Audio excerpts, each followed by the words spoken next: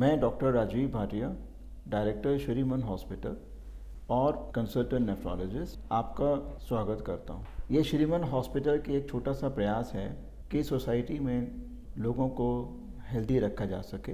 जैसे हम सब जानते हैं, prevention is always better than disease, और ये हमारा प्रयास है कि हम आपको जागरूक करके रखें, आपको बता के रखें कि आप किस तरीके से अपनी सेहत को संभाल के रख सकते हैं, जिससे आपको बीमारियां ना हों और आपको हॉस्पिटल आने की भी ज़रूरत ना पड़े। इस प्रयास में हमारे हॉस्पिटल के सारे डॉक्टर आपको अपनी अपनी फील्ड से जानकारियां देंगे, जिससे कि आप एक हेल्दी और सफल जीवन को बिता सकें।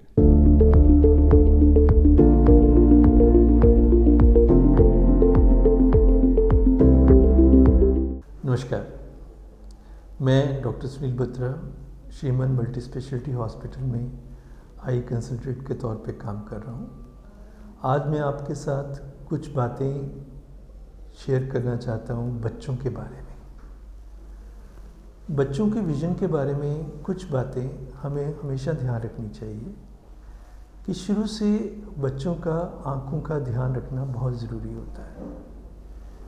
जिस बात पे मैं आना चाहता हूँ वो ये है कि एक स्कूल गोइंग एज, जिस वक्त हम बच्चे को स्कूल भेजते हैं, बच्चा बहुत छोटा होता है, वो आपको नहीं बता पाता कि उससे पूरा नज़र आ रहा है या नहीं नज़र आ रहा, और वो उम्र, वो टेंडर एज बहुत ज़रूरी है आई चेकअप के लिए।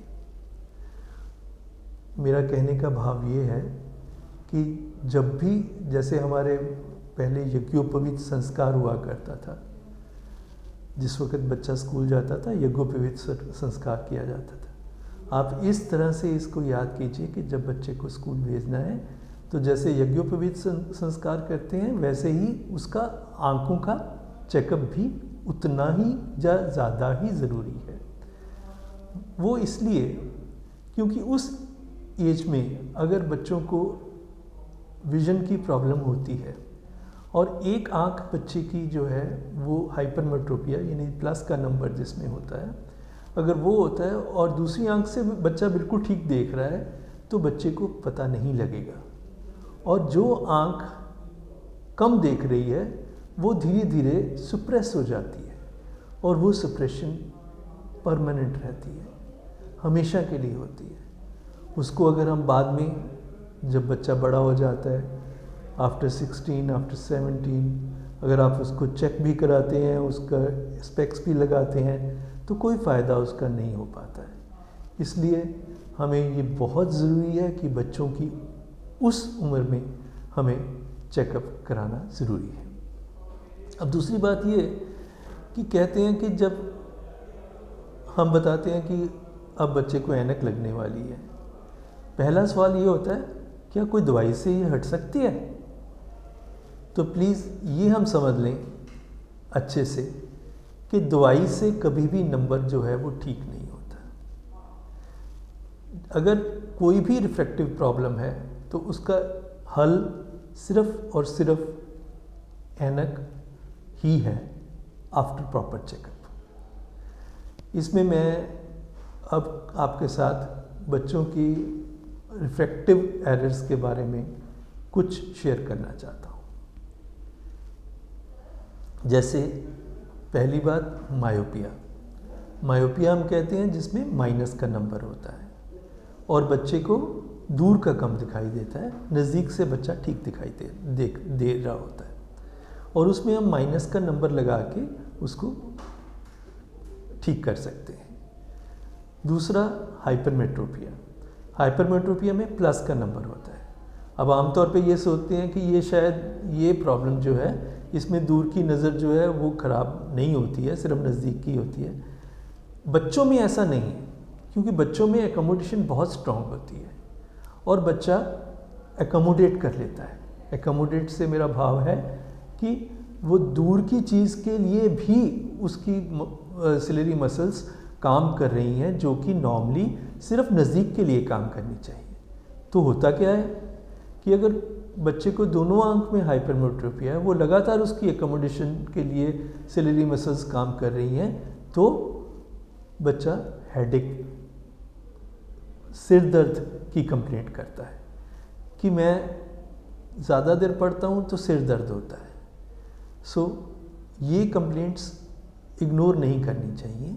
अगर ऐसी कोई कंप्लेंट है तो फ़ौरन चेक ज़रूर कराना चाहिए, ताकि उस एज में हम प्रॉपरली उसको चेक कर सकें।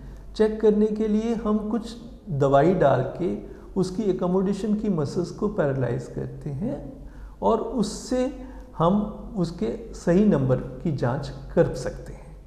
तो वो जांच बहुत ज़रूरी है और उस टाइम पे वो ऐनक लगानी बहुत ज़रूरी है। अगर बच्चे को एक आंख में हाइपरमेट्रोपिया है और वो आंख जो है वो काम कम कर रही है, तो कई बार हम एक्लूजन थेरेपी यानी कि दूसरी आंख जो ठीक काम कर रही है उसको बंद करने की भी सलाह देते हैं। और उस एज में ये ट्रीटमेंट बहुत ही कारगर होता है। कहने का मतलब कि अगर हम उस वक़्त एक्लूजन थेरेपी देते हैं तो जो नज़र सुप्रेस हो रही होती है वो ठीक हो जाती है। इसके अलावा एस्टिग्मेटिज्म से मेरा भाव है सिलेंड्रिकल ग्लासेस, यानी कि बच्चे को जो हॉरिजेंटल और वर्टिकल लाइंस ठीक से दिखाई नहीं देती हैं। ये भी सब रीज़न रहते हैं हेडेक के। इन सब से बच्चे को आप जो कंप्लेंट होती है ये कि मुझे आके आमतौर पे कहता है मुझे ब्लैक बोर्ड पे ठीक से दिखाई नहीं देता है, मुझे सारा दिन का जब पढ़ता हूँ तो उसके बाद सिर दर्द होता है। इन चीज़ों को कभी भी लाइटली नहीं लेना चाहिए, इग्नोर नहीं करना चाहिए, जांच ज़रूरी है उसमें। और अगर ऐनक का नंबर है तो ऐनक लगानी भी ज़रूरी है। हाँ, ऐनक उतर सकती है प्यूबर्टी के बाद। प्यूबर्टी के बाद यानी कहने का मतलब 18-20 साल की उम्र के बाद हमारे पास और भी ज़रिए हैं, जैसे कि लैसिक लेज़र का सर्जरी या ICL। इन चीज़ों से ऐनक जो है वो उतर भी सकती है एट अ लेटर स्टेज, लेकिन पहले ऐनक लगानी ज़रूरी रहती है।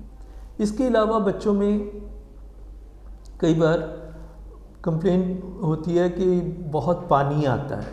बहुत छोटे बच्चों में आंखों में पानी आना ये एक आम कंप्लेंट है और उसके लिए हमें दिखाना चाहिए कि क्या नेज़ोडिक्रेमल डक्ट जो है वो ब्लॉक तो नहीं है। अगर वो ब्लॉक्ड है तो हम आपको थोड़े ड्रॉप्स या मसाज की सलाह देते हैं। अगर उससे वो ठीक नहीं होता है तो हम प्रोबिंग करके उसको ठीक कर सकते हैं। सो कभी भी जब आँख से लगातार पानी आता है बिल्कुल छोटे बच्चे में, तो वो भी दिखाना ही चाहिए और उसका इलाज करना ज़रूरी रह जाता है। इसके अलावा सफाई के ऊपर तो हमें ध्यान देना ही देना है कि आंखें बिल्कुल साफ़ रखनी है। जब भी बच्चा बाहर से आए उसे समझाइए कि आंख को पानी से वॉश करना है, ताकि कोई भी मिट्टी का कण आंख में नहीं जाए और उससे इन्फेक्शंस होने का खतरा टल जाए। सो आँखों को एक सिंपल पानी से वॉश करने से हम कितनी ही इन्फेक्शन से बच सकते हैं। शुक्रिया।